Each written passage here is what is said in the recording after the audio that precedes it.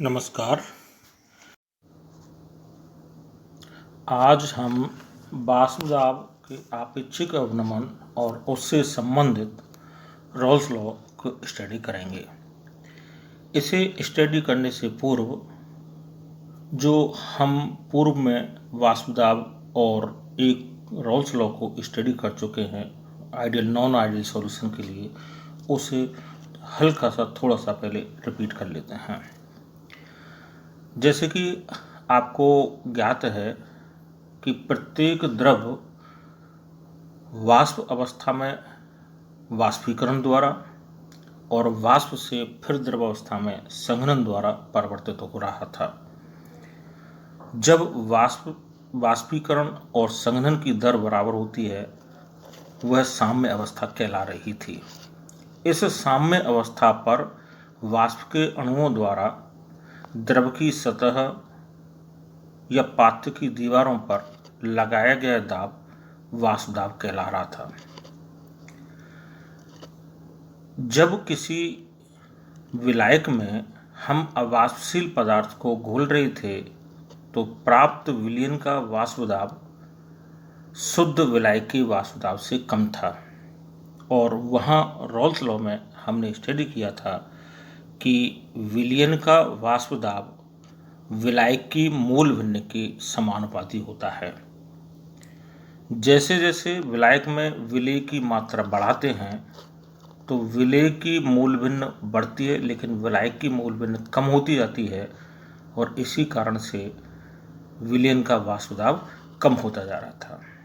लेकिन जब हम वाष्पदाब के आपेक्षिक अवनमन के सापेक्ष रॉल्स लॉ को स्टडी करते हैं तो इस नियम के अनुसार एक अवाष्पशील विलेय के घोलने पर विलयन के वाष्पदाब में आपेक्षिक अवनमन विलेय की मूल भिन्न के बराबर होता है।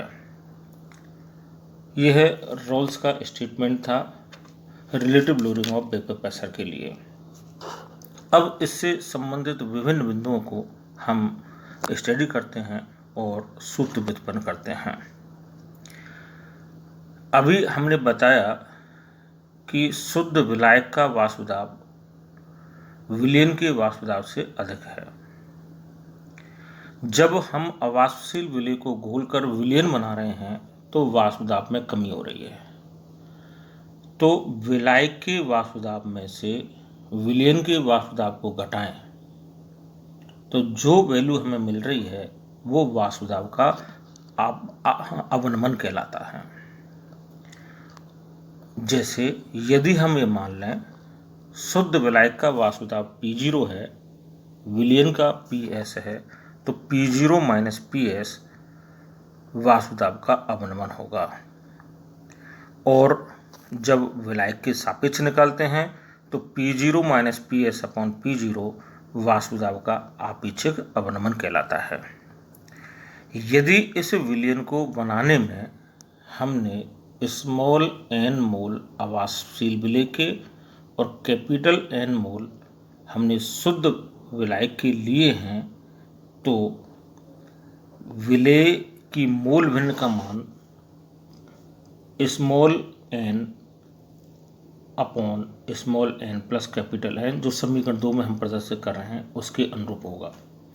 अभी अभी जो हमने स्टेटमेंट दिया था रॉल्स के अनुसार कि वाष्पदाब का आपेक्षिक अवनमन विलेय की मूल भिन्न के बराबर होता है। वाष्पदाब के आपेक्षिक अवनमन को समीकरण 1 में हमने अभिव्यक्त किया है और विलेय की मूल भिन्न को समीकरण 2 में अभिव्यक्त किया है। तो इस नियम के अनुसार दोनों का मान समान होना चाहिए, और जब समान लिखते हैं तो हमें ये समीकरण 3 P0 minus PS upon P0 is equal to small n upon small n plus capital N, जैसा समीकरण 3 में लिखा है, प्राप्त होती है। वो विलयन जो रॉल्स लॉ का पालन करते हैं आदर्श विलयन कहलाते हैं, और जो पालन नहीं करते हैं वो अनादर्श विलयन कहलाते हैं। जिनके लिए इस समीकरण 3 का पालन होता है वो आदर्श विलयन होंगे। यदि हम ये मान लें कि विलयन पर्याप्त तनु है और जब तनु विलयन है तो विलय की मात्रा अल्प होती है, उसके मोलविन का मान भी कम होगा। तो विलय की मोलविन की तुलना में विलय की मोलविन को नगण्य मान सकते हैं, अर्थात स्मॉल एन का मान कैपिटल एल की तुलना में नगण्य है। तो small N plus capital N को हम कैपिटल एन लिख सकते हैं। उस स्थिति में इस समीकरण 3 का प्रारूप हमें प्राप्त होता है P0 minus PS upon P0 is equal to small N upon capital N. लेकिन वे विलयन जो तनु नहीं हैं, जिनमें विलय की पर्याप्त मात्रा है, तो हम इसे भी इस एक सिंपल फॉर्म में कन्वर्ट कर लें। तो उसके लिए हम इस समीकरण को, जो समीकरण 3 है, इस समीकरण को व्युत्क्रम रूप में लिखें, उल्टा करके लिखें।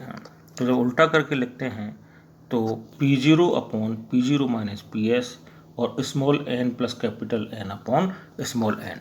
जब इस स्मॉल एन का हम भाग देते हैं तो स्मॉल एन का भाग देंगे तो एन से एन कटेगा और कितना आएगा, 1 plus capital N upon small N आ जाता है। इस 1 को पक्षांतरण करके हम लेफ्ट साइड में ले जाएं। जब लेफ्ट साइड में ले जाते हैं तो हमें मिलेगा P0 upon P0 minus PS minus 1 is equal to capital N upon small N. और जब लेफ्ट साइड को एलसीएम लेकर के सॉल्व करते हैं तो P0 minus P0 minus minus plus होगा तो PS हो जाएगा, PS का मान प्लस हो गया, upon P0 minus PS is equal to capital N upon small N हमें मिला। और जब P0 से P0 को हम काटते हैं, ये जैसे काटेंगे इसे, तो PS upon P0 minus PS is equal to capital N upon small N. और इसको फिर दोबारा से हम व्युत्क्रम रूप में लिखें तो P0 minus PS upon PS is equal to small N upon capital N प्राप्त होता है। यहाँ पर small N upon capital N के रूप में प्राप्त करने का हमारा प्रयास इस कारण से है कि जब हम आगे चल के कैलकुलेशन करेंगे तो कैलकुलेशन का मान आसान हो जाएगा। तो समीकरण 3 और 4 को आप पुनः देखिए एक बार। यदि सामान्य सांद्रता का विलयन है तो हम इस समीकरण के द्वारा अभिव्यक्त कर सकते हैं कि P0 minus PS upon PS is equal to small N upon capital N. और यदि डाइल्यूट सॉल्यूशन है तो हम इसे इस समीकरण के द्वारा अभिव्यक्त कर सकते हैं कि P0 minus PS upon P0 is equal to small N upon capital N. देखिए, इन दोनों ही इक्वेशंस में आपेक्षिक अवनमन का मान विलय और विलायक, विलय की तो मात्रा फिक्स होती है, एन विलय के कणों पर निर्भर कर रहा है, विलय के मोलों की संख्या पर निर्भर कर रहा है, यानी विलय के कणों पर निर्भर कर रहा है, कणों की संख्या पर निर्भर कर रहा है। हम ये कह सकते हैं कि ये आपेक्षिक अवनमन का मान एक अणुसंख्य गुणधर्म होता है, कॉलिगेटिव प्रॉपर्टी। कई बार एग्जाम में पूछा जाता है कि सिद्ध करो कि वासुदाब का आपेक्षिक अवनमन एक अणुसंख्य गुणधर्म है। तो अणुसंख्य गुणधर्म कैसे है, आप बता सकते हैं कि इस आपेक्षिक अवनमन का मान विलय के कणों की संख्या पर निर्भर कर रहा है और विलय के कणों की संख्या पर निर्भर करता है। तो ये कैसा होगा, अणुसंख्य गुणधर्म होगा। इसका एक अल्टरनेटिव स्टेटमेंट और दिया जाता है। इसके लिए जो हमें समीकरण 3 मिली थी, उस समीकरण को पुनः हम लिखते हैं P0 minus PS upon P0 is equal to small N upon small N plus capital N. ये आप छोटी क्लासों में पढ़ करके आ रहे हो, आपको मालूम है कि किसी भी समीकरण की दोनों लेफ्ट इक्वल साइन की लेफ्ट और राइट साइड में जो वैल्यू लिखी हुई हैं उसमें समान मान जोड़ें, घटाएं, गुणा करें, भाग दें, कोई परिवर्तन नहीं होता है। तो यहाँ पर भी हम क्या कर रहे हैं कि ऐसा ही एक परिवर्तन कर रहे हैं सिंपल फॉर्म में कन्वर्ट करने के लिए कि दोनों ही साइड्स को हम एक में से घटा देते हैं। जब एक में से हम घटा रहे हैं तो 1 minus P zero minus P S upon P zero is equal to 1 minus N upon N plus capital N. Left side को भी 1 में से सब्ट्रैक्ट किया, राइट साइड को भी 1 में से सब्ट्रैक्ट किया और दोनों साइड में हमने एलसीएम लिया और सॉल्व करें तो क्या मिलेगा, P zero minus P zero plus P S upon P zero. और ऐसे ही यहाँ LCM N plus capital N आएगा तो N plus capital N minus N upon small N plus capital N. तो लेफ्ट साइड में पी जीरो से P zero cancel होगा, पी जीरो से पी जीरो कैंसिल हुआ और राइट साइड में स्मॉल एन से स्मॉल एन कैंसिल हुआ तो क्या बचता है, लेफ्ट साइड में P S upon P zero is equal to capital N upon small N plus capital N हमें मिला है।